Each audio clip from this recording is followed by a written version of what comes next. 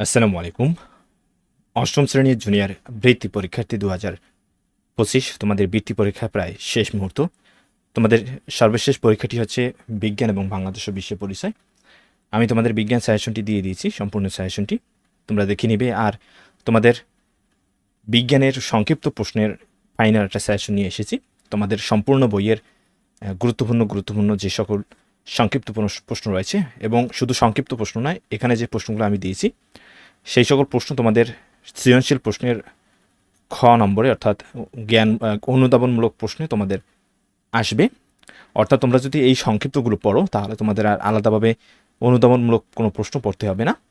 এখানে তোমাদের বইয়ের যে কয়টি অধ্যায় রয়েছে সম্পূর্ণ, অর্থাৎ 14টি অধ্যায়ের 14টি অধ্যায় থেকে তোমাদের সংক্ষিপ্ত প্রশ্নগুলো, গুরুত্বপূর্ণ প্রশ্নগুলো আমি এখানে দিয়েছি উত্তর সহ। এখানে একটা মজার বিষয় হলো, এখানে উত্তর সহ আমি দিয়েছি তোমাদের। তোমরা এই ভিডিও ডিসক্রিপশনে এই সাজেশনটি পিডিএফ লিঙ্ক পাবে, সেখান থেকে ডাউনলোড করে নিয়ে তোমরা এটা পড়তে পারো। এবং আশা করি তোমরা এ থেকে যথেষ্ট পরিমাণে উপকৃত হবে। এবং এখানে সম্পূর্ণ সাজানো এবং গোছানো রয়েছে। তোমরা দেখতে পাচ্ছ এখানে প্রথম অধ্যায় থেকে এখানে যে সকল গুরুত্বপূর্ণ প্রশ্ন সেগুলো উত্তর সহ আমি দিয়েছি।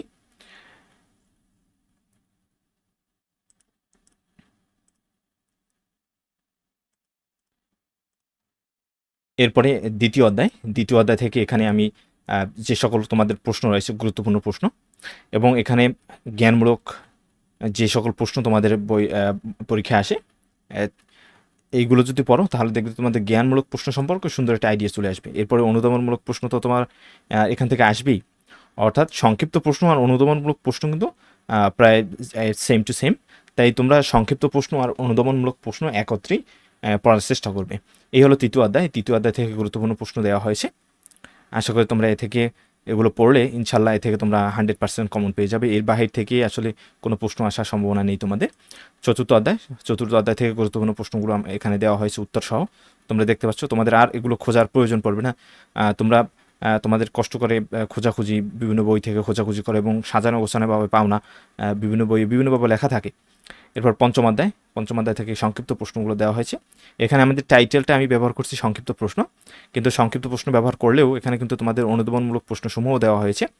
অর্থাৎ তুমি এইগুলো পড়লে তোমার আলাদাভাবে আর অনুধাবনমূলক প্রশ্ন বা জ্ঞানমূলক প্রশ্ন মুখস্থ করার প্রয়োজন পড়বে না। ষষ্ঠ অধ্যায় থেকে এই গুরুত্বপূর্ণ প্রশ্নসমূহ দেওয়া হয়েছে,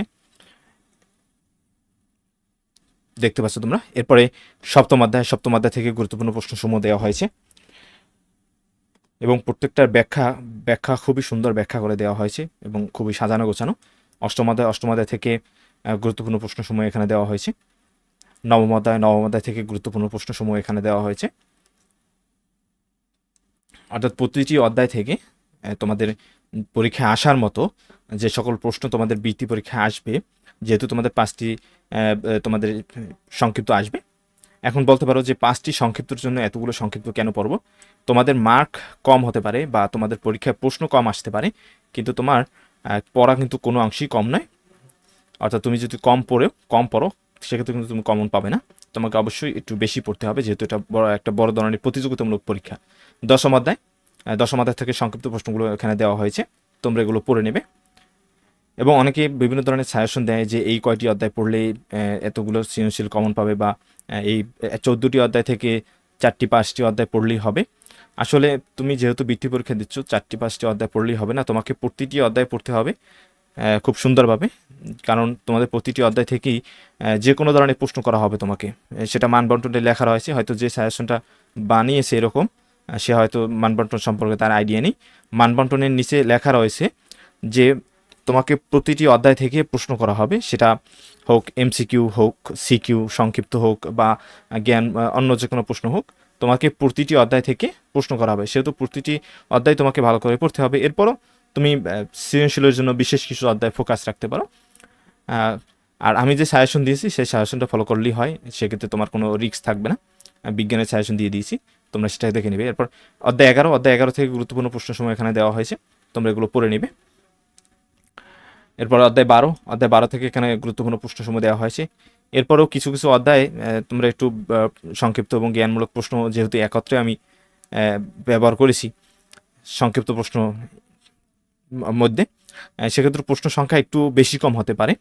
কিন্তু এখানে ঘাবড়ানোর কিছু নেই, এখানে প্রশ্নগুলো উত্তরও খুব ছোট ছোট রয়েছে। তোমরা এগুলো যদি কয়েকবার পড়ো ইনশাল্লাহ তোমাদের মুখস্থ হয়ে যাবে। এছাড়া যেহেতু তোমরা বই পড়েছো বা তোমরা ইতিমধ্যে এগুলো হয়তো প্রিপারেশন নিয়েছো বা তোমরা অলরেডি এর ভিতরে অনেক প্রশ্ন রয়েছে যেগুলো তোমরা ইতিমধ্যে পড়ে ফেলেছো। এরপরে 13 অধ্যায় থেকে গুরুত্বপূর্ণ প্রশ্নসমূহ তোমরা এখানে দেখতে পাচ্ছ।